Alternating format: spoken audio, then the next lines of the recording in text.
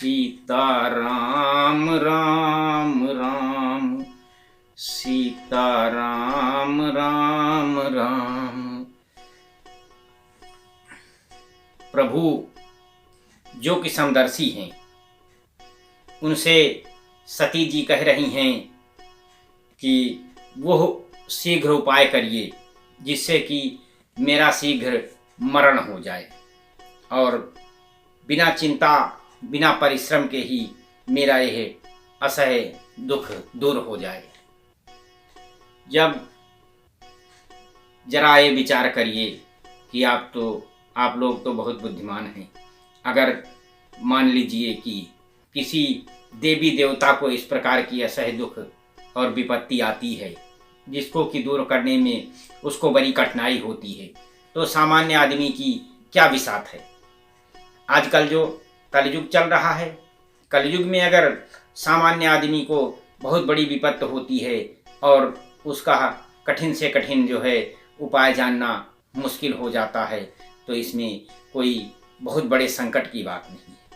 इसी प्रकार से सती जी का हुआ और सती जी ने फिर अंततोगत्वा जाकर के अपने पिता के यज्ञ में जब बिना पति की आज्ञा के और बिना किसी निमंत्रण के चली गई, तो उनको शरीर अपना भस्म करना पड़ा और वो चिता के उसमें आग में जल करके भस्म हो गई। और जाकर के भगवान शंकर जी रुष्ट हो गए। उन्होंने वीरभद्र को भेज करके और उनके यज्ञ को विध्वंस किया और दक्ष का अपमान चूर किया। और यही नहीं, दक्ष का सिर काट कर उन्होंने जो है पूरा मानमर्दन किया और उनका अभिमान चूर चूर हो गया। तो इस प्रकार से फिर आगे की कथा चलती है।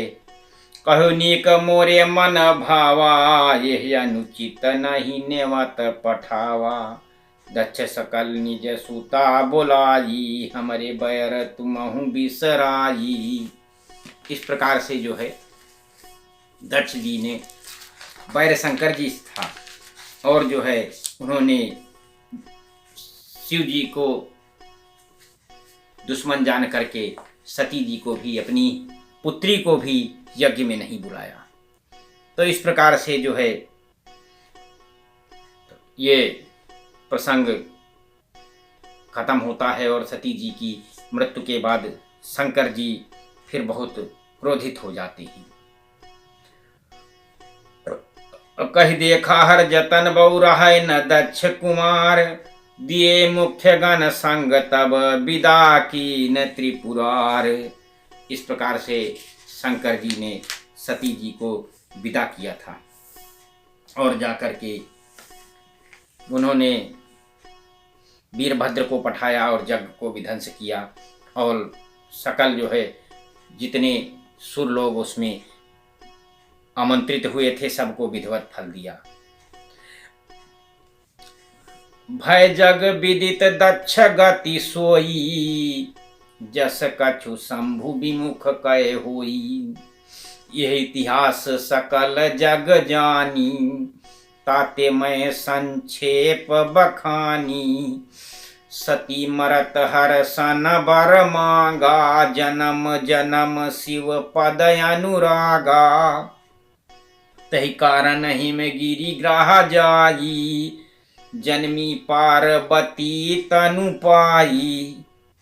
मरते समय सती जी ने भगवान शंकर से यह वर मांगा कि जन्म जन्म में भगवान शिव के चरण में ही उनका जो है प्रीत रहे।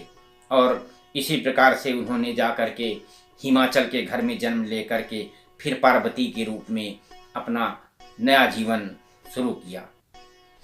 जब ते उमा शैल ग्रह जाई, सकल सिद्ध संपत्ति तह छाई। अजह तह मुनि ने सुआश्रम कीने, उचित बास हिम भूधर दीने।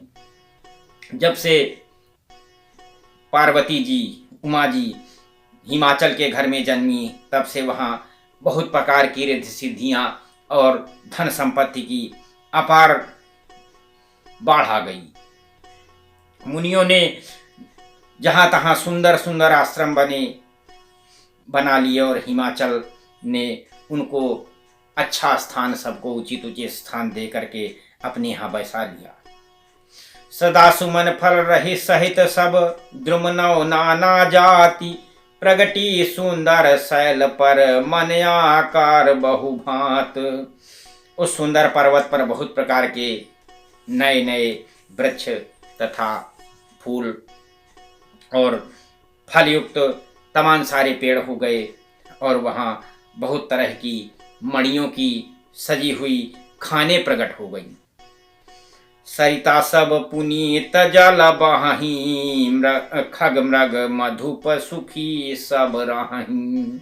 सहज बैर सब जीवन त्यागा, गिर पर सकल करही अनुरागा। सारी नदियों में पवित्र जल बहने लगा और पशु पक्षी और भंवरे सब सुखी पूर्वक गुंजायमान करने लगे और सब जीवों में अपना स्वाभाविक बैर छोड़कर सब पर्वत पर परस्पर प्रेम से रहने लगे। सीता राम राम राम राजा राम।